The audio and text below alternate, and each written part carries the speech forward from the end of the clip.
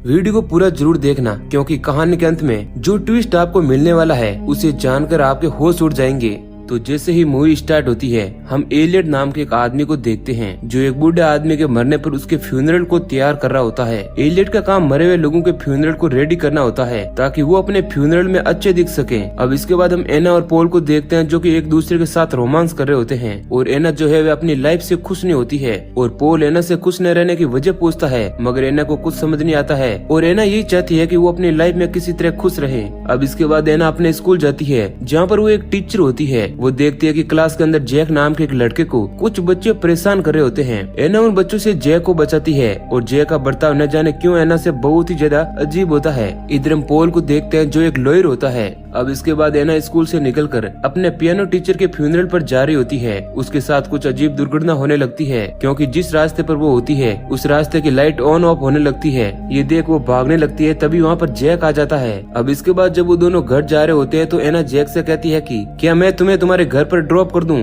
तब जैक कहता है कि उसे लेने के लिए उसकी मॉम आ रही है। अब इसके बाद एना मेडिकल पहुंचकर अपने लिए कुछ मेडिसिन लेती है और पार्लर पहुंचकर अपने हेयर को रेड करवाती है और फिर इसके बाद वो अपने पियानो टीचर के फ्यूनरल पर जाती है। वहाँ जाने पर जब वो अपने पियानो टीचर को देखती है तो उसे ऐसा लगता है कि मानो वो सांस ले रहा है और फिर एक बार फिर से एना को ऐसा अजीब फील होने लगता है। जिसके बाद एना उस मेडिसिन को खाती है जो कि उसके डिप्रेशन को दूर करने के लिए होती है। एना की ऐसी अजीब हरकतों को एलियट देख लेता है। इसके बाद पॉल एना को डिनर के लिए इनवाइट करता है और वो अपने साथ एक रिंग को भी लेकर आया हुआ होता है, यानी कि वो एना को प्रपोज करने वाला था। और जब एना पॉल से मिलती है तो पहले तो वो दोनों अच्छे तरीके से बातें करते हैं। फिर पॉल कहता है कि वो बहुत ही जल्द शिकागो जाने वाला है। अब ये सुनकर एना को गुस्सा आ जाता है और वो अपना बैग उठाकर वहाँ से निकल जाती है और कार में बैठ जाती है। बाहर का मौसम बहुत ही खराब होता है। पॉल एना को रोकने की कोशिश करता है लेकिन एना नहीं रुकती है और जब वे रात के वक्त हाईवे पर होती है तो वो अपना फोन निकाल कर एक नंबर डायल कर रही होती है, जिस कारण उसका ध्यान गाड़ी पर नहीं होता है और उसका एक्सीडेंट हो जाता है।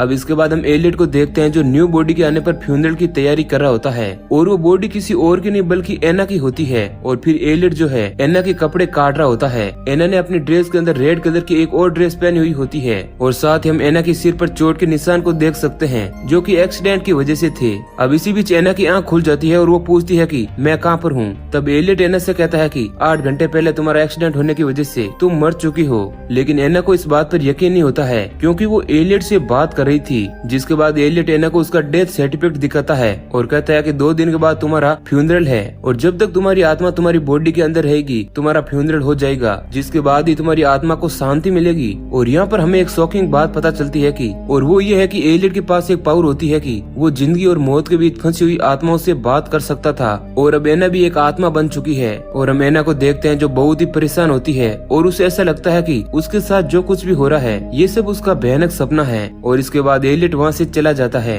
अब हम पॉल को देखते हैं जो एना को फोन करता है और एना का फोन एलियट के पास होता है, मगर एलियट उस फोन को कट कर देता है। और फिर पॉल एना के घर पर जाता है और एना की मॉम से पॉल को पता चलता है कि एना की मौत हो चुकी है और एना की मॉम बहुत ही ज्यादा नॉर्मल है और उसे अपनी बेटी की मौत का दुख नहीं होता है। इसके बाद हम एलियट को देखते हैं जो एना के घाव पर टांके लगा रहा होता है और इस बीच एना को बिल्कुल भी दर्द नहीं हो रहा था क्योंकि वो पहले ही मर चुकी है। और तभी एक इंजेक्शन एलियट एना के गर्दन पर लगा देता है जिससे कि उसकी बॉडी के मसल अकड़े न। तभी वहाँ पर एना की मॉम आ जाती है और वो अपनी बेटी को देखना चाहती थी। तब एलियट कहता है कि मैंने अभी पूरी बॉडी तैयार नहीं की है, लेकिन फिर भी एना की मॉम उसकी बॉडी को देखने जाती है और अपना अफसोस जाहिर करती है। और जाते जाते वो एलियट से कहती है कि हकीकत में एना के बाल जो है वह ब्राउन थे, इसलिए फिर से तुम बालों को ब्राउन कर देना। अब थोड़ी देर बाद हम एना को देखते हैं जो उठकर बाहर निकलने की कोशिश करती है, लेकिन तभी उसी वक्त एलियट से मिलने पॉल वहाँ पर चला आता है और पॉल जो है वह एलियट से एना की बॉडी को दिखाने के लिए कहता है। लेकिन एलियट जो है पॉल को एना से मिलने की परमिशन नहीं देता है क्योंकि डेड बॉडी से सिर्फ फैमिली मेंबर्स ही मिल सकते हैं, जिस कारण पॉल को वहाँ से जाना पड़ता है। मगर पॉल की आवाज को एना ने सुन लिया होता है। उसे लगता है कि एलियट ने उसे कोई दवाई दी है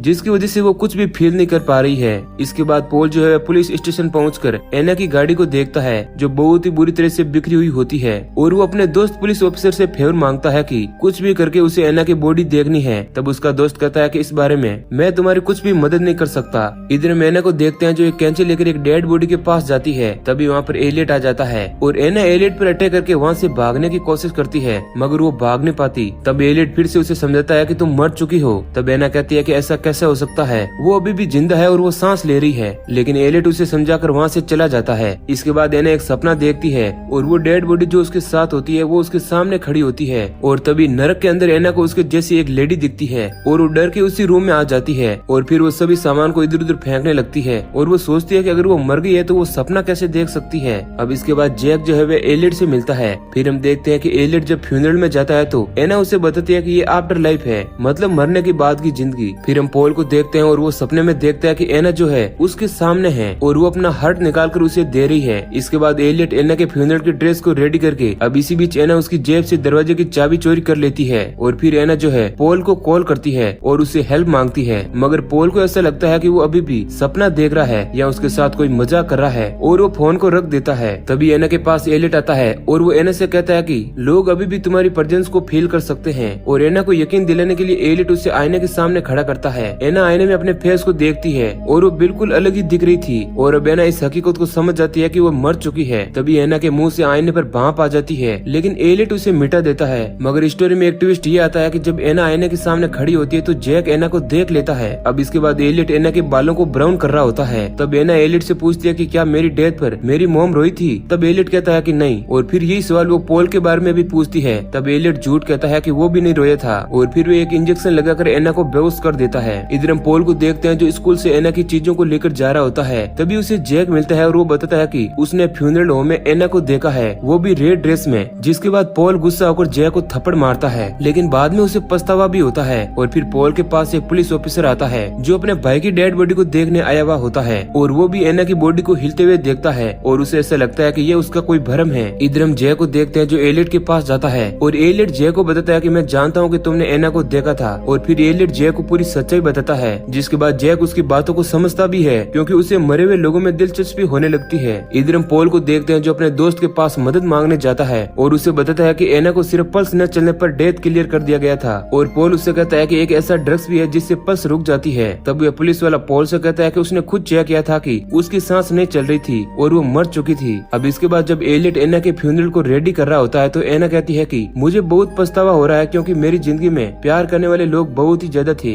मगर मैं फिर भी खुश नहीं थी। तब एलियट कहता है कि अगर तुम्हें जिंदगी में कुछ ठीक करना है तो तुम क्या करोगी? तब एना कहती है कि मैं सब कुछ ठीक करना चाहूंगी। और फिर एलियट उसे बाहर जाने की परमिशन दे देता है मगर वो हेलुसिनेशन में होती है और वापस से अपने जगह पर आ जाती है। अब इसके बाद फिर से जैक एलियट से मिलने जाता है जहाँ पर एलियट जैक से कहता है कि मैं मरे हुए लोगों का फ्यूनरल तैयार करता हूँ और मरे हुए लोग जो है वे मरने के बाद ऑक्सीजन में गंदगी फैलाते हैं और मैं उस गंदगी को दूर करता हूँ। अब इस बात से जैक फिर से एलियट से इम्प्रेस हो जाता है। अब इसके बाद एना फ्यूनरल के लिए तैयार हो रही होती है और वो आईने में आखिरी बार अपने आप को देखना चाहती है और इस बार एना आईने में अपनी सांसों की भाप को देख लेती है और अब उसे ऐसा लगता है कि वो जिंदा है और एलियट उससे झूठ बोल रहा है। अब इसी बीच एलियट उसे इंजेक्शन लगाकर बेहोश कर देता है और एना का फ्यूनरल खत्म हो जाता है। इधर पॉल एना के जाने से बहुत ही कमजोर हो चुका होता है। तभी एलियट पॉल से कहता है कि एना जिंदा है और वो उसे सेमेट्री में जाकर बचा ले। जिसके बाद पॉल जो है वह गाड़ी चलाकर सेमेट्री में पहुंचता है और वो एना को उसमें से निकालता है जहां हम देखते हैं कि एना जिंदा होती है। तभी पॉल को एलियट की आवाज आने लगती है और फिर वहाँ पर एलियट आता है और वह पॉल को बताता है कि तुम मर चुके हो और पॉल भी फ्यूनरल होम में होता है। पॉल एलियट से कहता है कि उसने एना को देखा है। तब एलियट उससे कहता है कि तुम कभी एना के पास पहुँचे ही नहीं, रास्ते में ही तुम्हारा एक्सीडेंट हो गया था और तुम्हारी मौत हो गई थी